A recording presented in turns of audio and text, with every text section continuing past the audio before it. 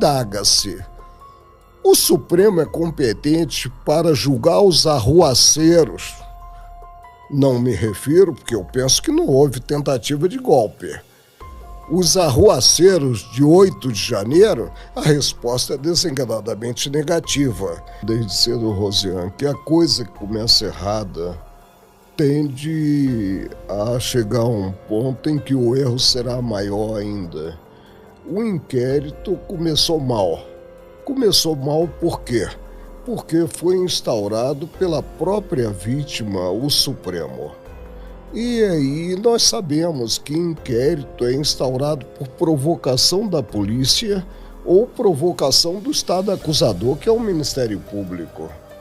Mas ainda, ao invés de partir-se para algo republicano, que é a distribuição do inquérito, pensou-se a dedo o relator, o ministro Alexandre Moraes. E se desconhecendo também que o exemplo vem de cima. A repercussão nos demais patamares do judiciário é péssima. É péssima no que o Supremo, e não há um órgão acima dele para corrigir as decisões que prolata, não dá em si o exemplo em termos de organicidade do direito. Você concorda, Caio? Existe um erro de origem, um vício de origem? Seria esse o termo? Se a gente Eu penso que sim, concordo com o ministro Marco Aurélio. De fato, em 2019, quando se instaurou o inquérito, o à época presidente, o ministro Dias Toffoli, havia invocado um dispositivo do regimento interno do Supremo, que abria a possibilidade de investigação, de abertura de um inquérito, se houvesse algum ilícito nas dependências do tribunal.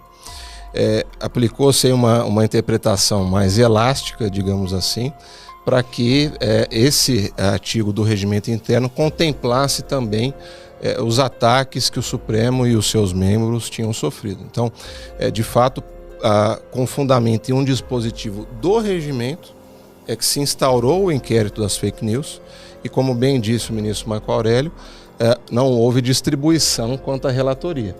Algo bastante peculiar, né, ministro? A relatoria foi atribuída diretamente ao ministro Alexandre. Uhum. Então, agora faz quase 4 anos, ministro, no próximo dia 10 de junho fará 4 anos, de um julgamento importante do Supremo no plenário, em que o Supremo decidiu manter o andamento deste inquérito. O resultado 10-1, um dos muitos julgamentos em que o senhor ficou ali isolado na divergência, né? Agora, nesse período de quase 4 anos, o senhor porventura fez algum reexame da concepção que o senhor teve naquela altura, dada a sequência de fatos históricos que observamos aqui no Brasil de lá para cá? Eu sempre evoluí com muita facilidade, de forma espontânea, de forma corajosa, mas nesse caso concreto não.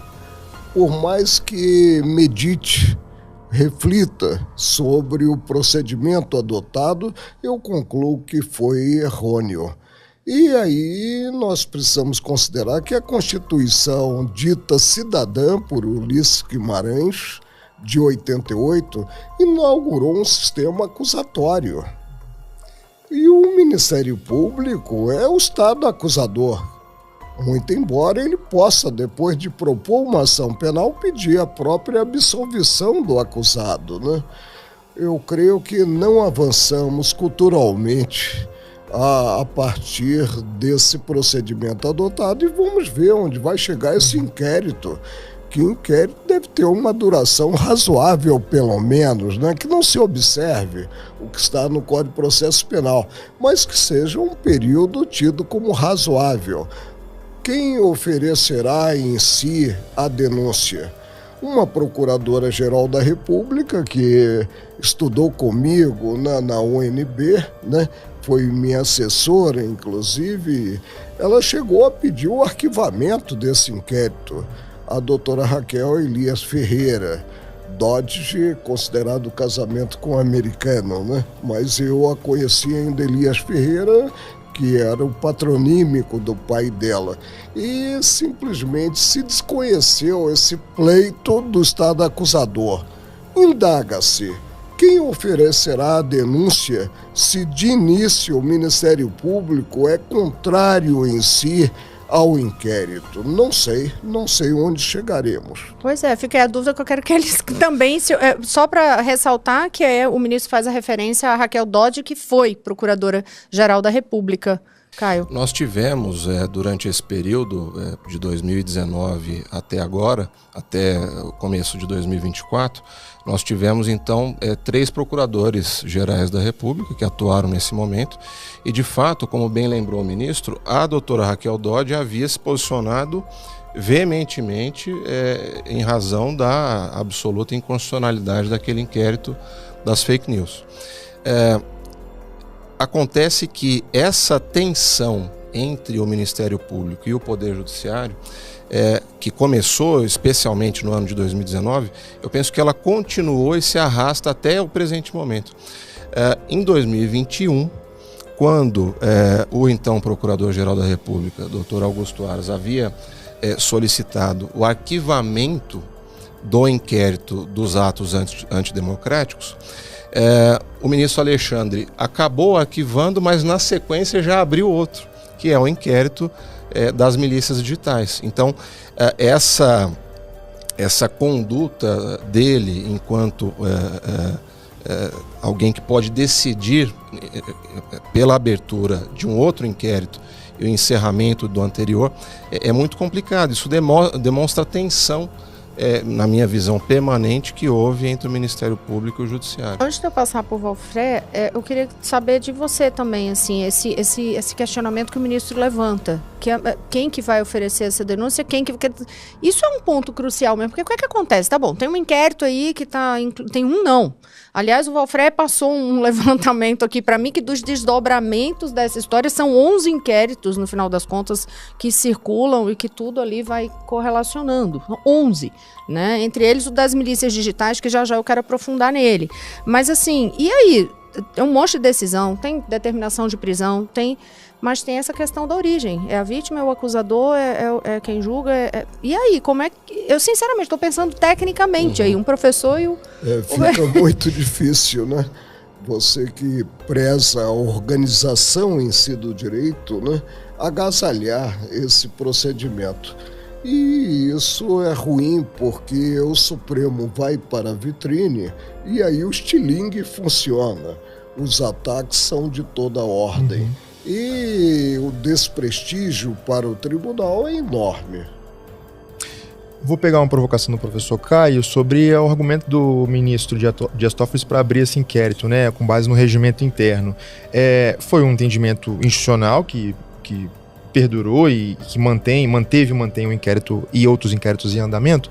E a provocação que eu faço é o seguinte: essa não foi, na verdade, uma reação legítima, já que o ministro falava que, olha, o tribunal, a sua integridade, a sua, com a palavra que ele usou, era honorabilidade de seus ministros está sendo atacada, e ali não era, talvez, ministro, o Supremo Tribunal Federal fazendo funcionar de maneira muito cristalina o sistema de freios e contrapesos da República? Não era o Supremo Tribunal Federal se protegendo dessa forma? A autodefesa é sempre muito perigosa.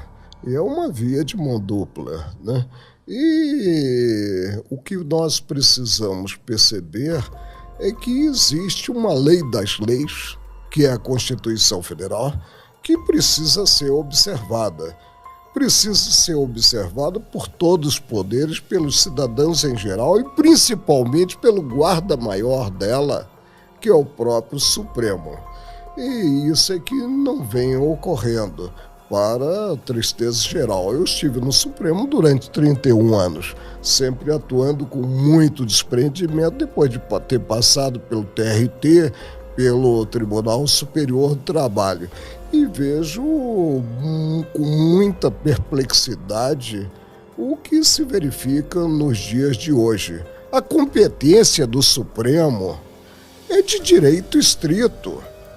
É o que está na Constituição Federal e nada mais. Nem normas processuais penais comuns alteram essa competência pela conexão probatória, pelo liame, pela ligação dos fatos. Nem a norma alusiva à continência, que é a norma que considera vários acusados. Indaga-se: o Supremo é competente para julgar os arruaceiros Não me refiro, porque eu penso que não houve tentativa de golpe. Os arruaceiros de 8 de janeiro, a resposta é desenganadamente negativa, com o prejuízo do princípio do juiz natural e transgressão ao que está na Constituição, sem direito dos cidadãos acusados terem recurso para um órgão revisor de possível decisão contrária proferida. Isso não é bom. Como eu falei, não se avança culturalmente mediante atropelos. E, além disso, a problemática do relacionamento, a problemática da independência dos poderes, a harmonia entre os poderes. A harmonia pressupõe que cada qual atue na área que lhe é reservada constitucionalmente.